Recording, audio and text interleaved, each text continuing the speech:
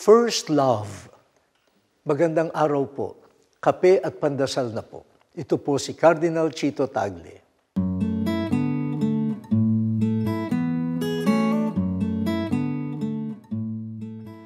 Manigo at mapayapang bagong taon po sa inyo. First days, first week of the new year. Unang araw ng trabaho, unang araw ng eskwela, unang sweldo. At para sa iba, first love. Kapag ito ang pinag-uusapan, may mga kinikilig. Sariwang-sariwa pa, hindi naluluma o napalitan ang first love. Yung iba naman, nagbubuntong hininga dahil naghihintay pa ng first mutual love. Meron namang naiinis dahil napakadaling natapos ang first love.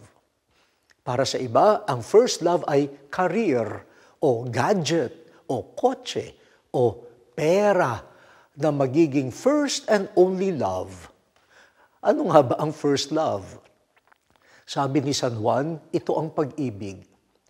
Hindi na tayo ang umibig sa Diyos, kundi siya ang umibig sa atin at isinugo ang kanyang anak.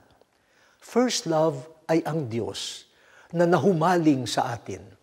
At ang first love ng Diyos never dies, will never die, kahit talikuran natin siya. First love ang Diyos dahil ang Diyos ay pag-ibig. Siya ang first at pinagmumulan ng ating pag-ibig sa kapwa. Masaya man o malungkot ang love life mo, huwag kalilimutan, laging first love ka ng Diyos. Sana first love din natin siya. O Diyos, salamat sa natatanging pag-ibig mo sa bawat isa sa amin. Ikaw nawa ang maging bukal ng aming pag-ibig sa kapwa. Amen.